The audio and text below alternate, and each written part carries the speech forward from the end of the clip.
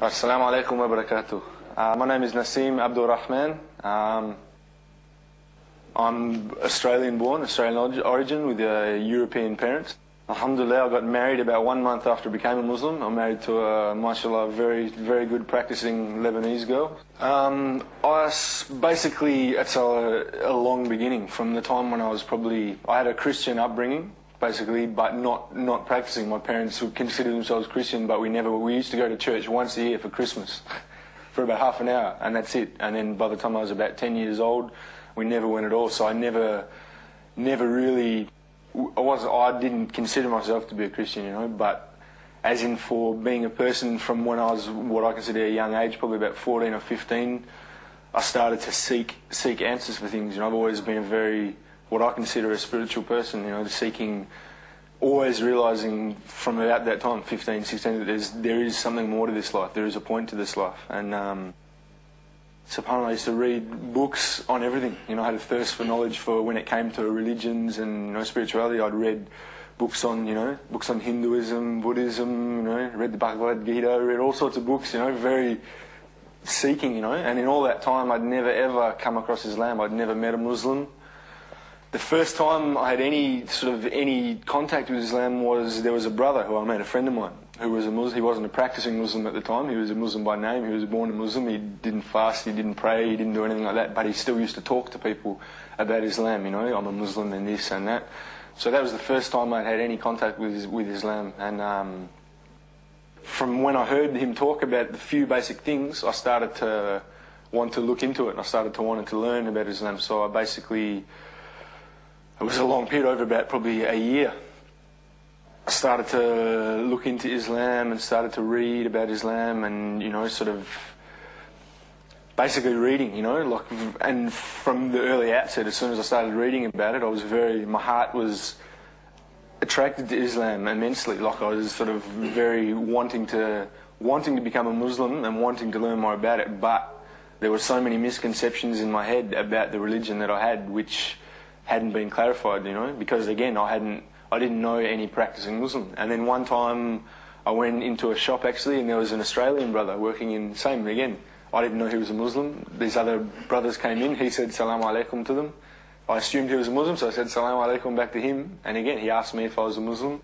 I said no, and he said, well, you have to come to, there was a markaz, this is in Melbourne, because I'm from Perth originally, but I've been in Melbourne for the last 2 years now. And he invited me to come to this markaz and listen to a lecture, and same thing, I was afraid. I didn't want to go. I was like, no, I can't. I was Shaitan was holding me back, keeping me there. And then he didn't give me a chance. He said, brother, I'm going to come around and pick you up at 8 o'clock. He knew where I lived. He goes, I'm going to pick you up. I'm not going to give you a chance. I'll see you at 8 o'clock. And he came at 8 o'clock, knocked on my door, and so I couldn't really say no then. So went to this markaz, this little centre, and for the first time in my life met some practicing Muslims.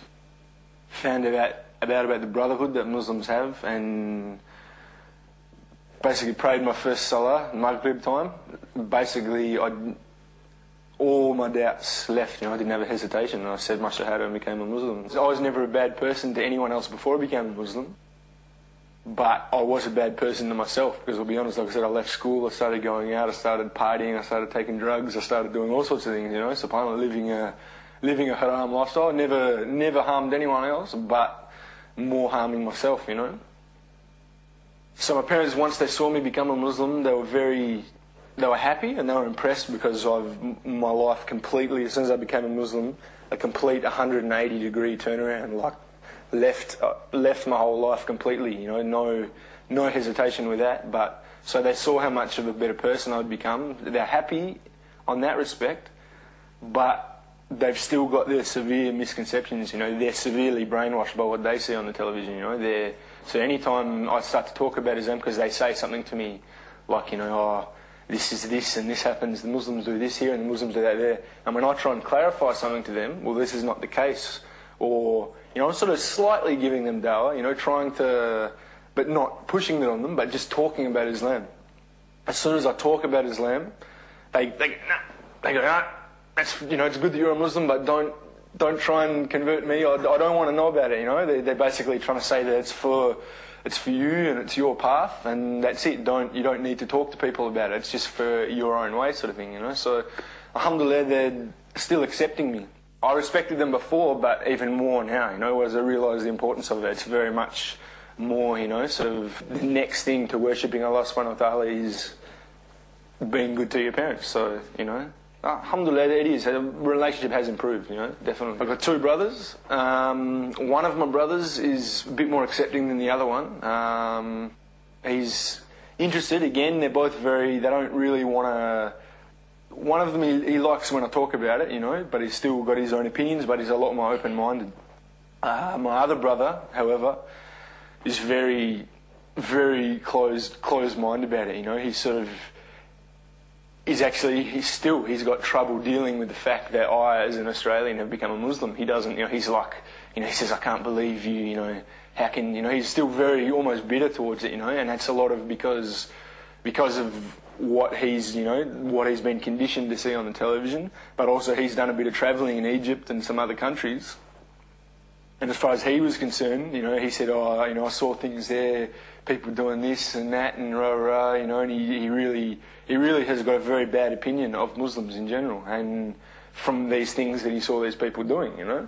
And I've tried to explain to him that they may call themselves Muslims, but it doesn't. You got to distinguish Islam from the actions of these people, you know. And but him, unfortunately, he's still very closed-minded. Not very accepting. For example, when I came back to Melbourne here, he's a concreter. He builds concrete slabs for houses. And I've worked with him before I became a Muslim, and now that I've come back to Perth, he said, come and work with me, you know. And I said, yeah, no worries, I'll come to work. I said, but at lunchtime, I have to pray my prayer, I have to pray Salah, you know, at lunchtime. And he's like, oh, okay, you know, you can do that. But then I say to him, but on Fridays, I have to go to Jummah. I don't care what you say, I have to leave for an hour or an hour and a half on Fridays, and I'll come back to work. And he wouldn't have a bar of it. He said, no. He goes, you know, like he just basically said, you know, you can't go. And but in reply, I just said, well, look, you know, I'm sorry, I'd like to work with you, but unless I can go to Jummah, I can't work with you, you know. And again, his bitterness, he sits there and he says to me, he goes, you know, I don't understand why you have to go to Jummah, you know. This is an Australian country, it's not a Muslim country. Why, you know, you have to have a balance, and you have to, you know, if you're living here, you know, it's not like another country where you can go to Jummah. And I said, well, look, that may be, so I'm living in Australia, but I have to, it's compulsory for me to go to Jummah, so there's no exceptions on that. So, alhamdulillah, they're both, one of them is very closed-minded, the other one is a bit more open, but the same. Alhamdulillah, they still treat me the same. They don't treat me any different, which is, you know. Like I said, Christianity, I went to a Christian school when I was younger. It never grabbed me, so I was never really attracted towards that. Probably out of all of them, like I said, I was reading into probably one of the two. I was reading a lot about Buddhism, you know, a lot about sort of the, you know, Confucianism and Buddhism and just sort of that sort of theory, and like, you know, well, probably just the